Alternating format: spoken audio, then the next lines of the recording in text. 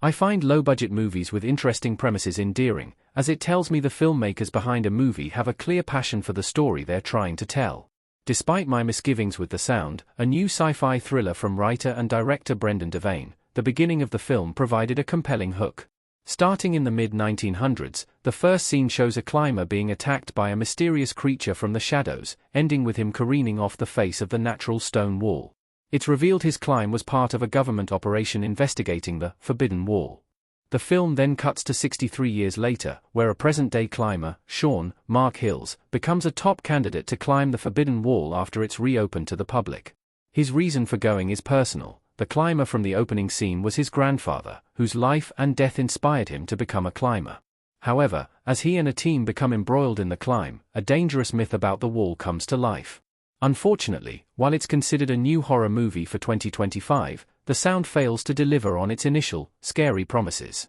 The sound story is marred by what feels like filler. The runtime seems like it's padded by unnecessary additions. It's unfair to say this movie didn't have me interested within the first half hour, especially because of the way it was building its premise. Experienced climbers are gathered to scale the Forbidden Wall, with an elongated introductory scene offering a general glimpse into their personalities and how they interact with each other.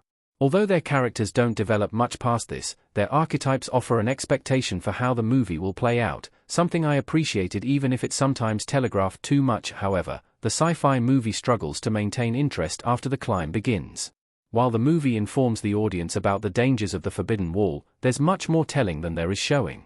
This works to the film's detriment, as the mysteries on the wall are no longer very mysterious quite early into the film. While the movie attempts to drum up complexity with a storyline related to its title, this doesn't have the same impact it would have if I'd been left in the dark. Knowing so much so early makes what should be intense moments feel less compelling. The movie's pacing doesn't help either, something that was apparent even early into the film. Before departing, Sean has a conversation with his father, Connor William Fitchner, about his decision to climb. Their discussion lasts much longer than necessary, with circular dialogue that establishes the same point over and over again.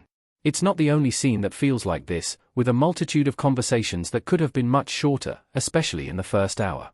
While performances ranging from decent to good made these scenes flow well, I couldn't help but feel like my time was being toyed with. This was especially the case when things inevitably went wrong on the wall.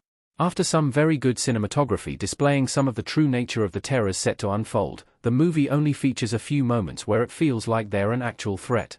The horror movie monster has very little presence in the film where it matters most, sometimes even becoming part of the background as more human events unfold. While the story eventually circles back around, it takes so long with so many drawn-out scenes that it's a trudge just to get to its promised horrors. As the sound progresses, its interesting ideas become less serious. The story feels downright silly by the third act. Sean standing on a mountain looking serious in the sound. Some scenes lacing the supernatural horrors together try to emphasize a race against time danger for the team. This allows some of the more charming characters a chance to shine, but it's also a needless complication to the movie's simple premise. When this particular storyline finally tied back into the main plot on the wall, I wasn't quite sure what to make of it, given the loosely established rules from earlier in the film. It felt tacked onto the premise for little reason other than wanting a cutaway story that wasn't really needed. The third act itself leaned too far into the goofier side of things, too, taking what seemed like a serious premise up to that point and adding elements that made very little sense to be there. It felt like the film didn't know how to properly end without expanding the scope of its conflict at the last minute, doing so in the silliest way possible. The way it did so killed all tension for me, turning what could have been a genuinely interesting horror movie into an unenjoyable slog with very little payoff by the end. Although the sound offered a generally interesting initial premise, the more the movie went on, the less I wanted to watch it. Some alright performances helped carry the movie, but its plodding pacing, shoddy storytelling, and lackluster third act were big detriments to my enjoyment of it. There were some elements here that carried interest, but the need to fill time rather than tell a succinct, streamlined story dampened its more intriguing elements.